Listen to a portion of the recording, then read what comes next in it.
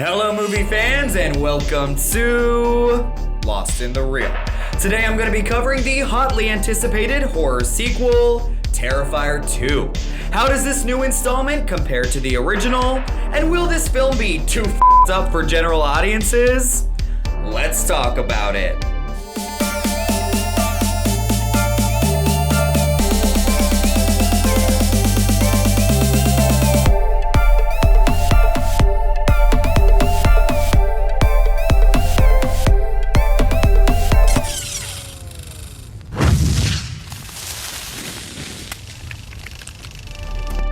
Terrifier 2 is written and directed by Damien Leone. It stars Lauren Lavera, Elliot Fulham, Sarah Voigt, and David Howard Thornton. After being resurrected by a sinister entity, Art the Clown returns to the timid town of Miles County, where he targets a teenage girl and her younger brother on Halloween night. I have to admit that I didn't get on the Terrifier train until the first teaser for this one was released. But after finally watching the original, I immediately fell for Art the Clown and Damien Leone's twisted vision. Still, I had my issues with the first one, mostly revolving around the narrative and characters. So I was curious to see if the writer-director would be able to mend these things in his new magnum opus.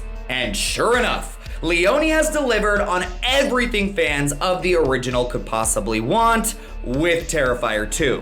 This is like the Terminator 2 or the Raid 2 of horror films. It's bigger, scarier, longer, grosser, bloodier, and has a surprising amount of heart, though its length makes it a bit of an endurance test.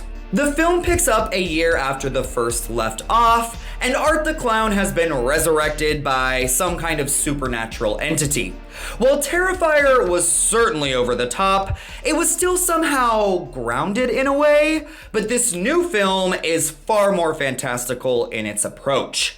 Not a lot of these otherworldly phenomena are explained in the movie, like how Art is brought back to life, or the demonic little girl following him around.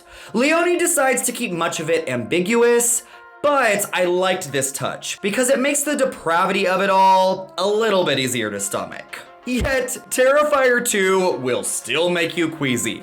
This is easily the most violent film you will see all year, and I am shocked it's getting such a wide release because of this. I have a feeling general audiences, or basically anyone who's not a gore hound, will have a hard time getting through this movie. I know I did. While my tolerance for blood and guts on screen is pretty damn high, Terrifier 2 passed my threshold in its opening scene, and continued to test my limits. I cannot count how many times I had to look away from the screen, and I never do that, not even with the Saw films. By the end, I was almost desensitized to the bloodshed, and then the mid-credits scene happened. I do have to say that while the kills are memorable, and I do realize the violence is part of the appeal, it is the one thing that will make me second guess myself when deciding to rewatch this movie. The brutality was a little much for me, and I'm okay with admitting that. There's a feeling you get during some scenes in Terrifier 2 that you're watching something so vile and tasteless that you're a terrible human being for laying witness to it. And honestly, I think Damien Leone would wear that as a badge of honor. The director obviously set out to make something so grotesque and wrong that will test what audiences are willing to sit through. And he has succeeded in every way. Though the film still has a low-budget aura to it, just like the original, there's something about the cheesy acting, stilted dialogue, simple synth score, and old-school video quality that gives you a rush of nostalgia for the classic slashers of the 70s and 80s. And it's oddly comforting. You can definitely tell Leone had a much deeper pocket of money to contend with here though, as his sequel is grander in every way. Honestly, the makeup, blood and gore effects, and prosthetic work are so impressive that the kills looked too realistic for my own liking. In a perfect world, that department would be nominated for an Oscar for their accomplishments here, though I know that would never happen.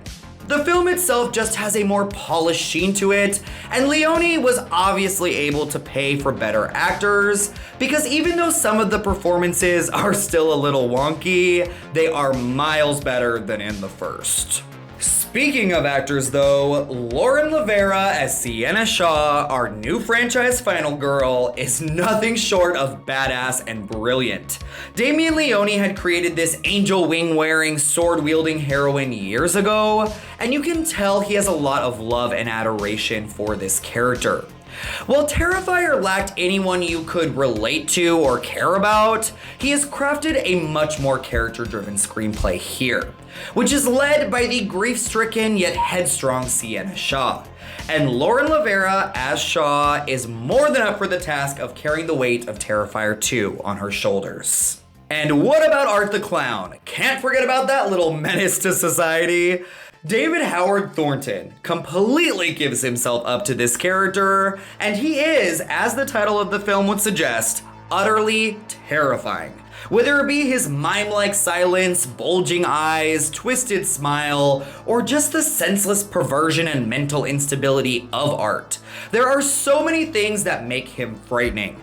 It's very rare nowadays that we get an iconic horror villain that comes along, and I think Terrifier 2 cements Art the Clown as one. So, should you watch this film? That is definitely a tough question to answer. I think that Terrifier 2 is wildly entertaining when there isn't violence up on the screen. When there is though, although you won't soon forget those images, it was a little much for my own tastes. And as for the length, you're gonna have to prepare yourself for 2.5 hours of degradation, and it gets a little tiring.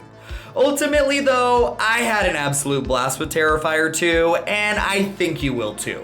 Just make sure to buckle up for the brutality. So I will be giving Terrifier 2 3.5 Art the Clowns out of 5.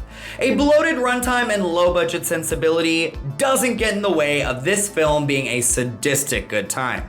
If you like your Halloween time fare to be blood-soaked, disgusting, and campy, then Terrifier 2 will be right up your alley. But beware, this one is not for the faint of heart or anyone with a weak stomach. Thank you so much for watching Lost in the Reel. What are your thoughts on Terrifier 2?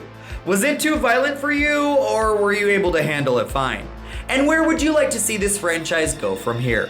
Sound off in the comment section down below. And until next time, my friends, take care.